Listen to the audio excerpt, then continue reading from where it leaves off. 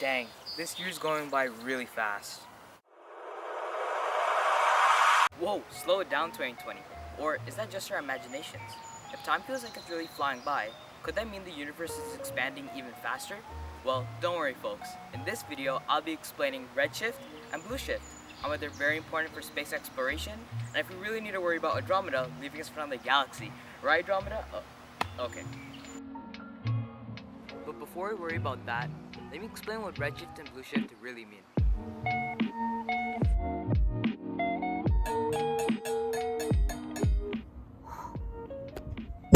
Redshift and Blueshift describes how light travels towards longer or shorter wavelengths as objects in space, such as stars or galaxies, move closer or further away from us.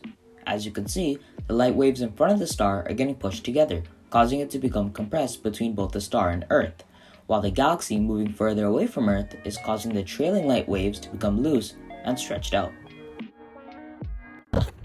Okay, so now that we know the colors and what they represent, how were we able to determine this phenomenon? Well, we have a helpful tool called the electromagnetic spectrum. Now this spectrum identifies light and radiation, whether visible or not. These forms include gamma rays, X-rays, ultraviolet, infrared, microwave, and radio. These groups contain different wavelengths, The distance between corresponding points on a successive wave, and different frequencies. the number of waves that pass a point in space per second. So, to put that into grasp for you guys, let's say for example I pick up both the ultraviolet waves and radio waves, then switch them. As you can see, the radio waves now become blue shifted and the ultraviolet waves clearly red shifted.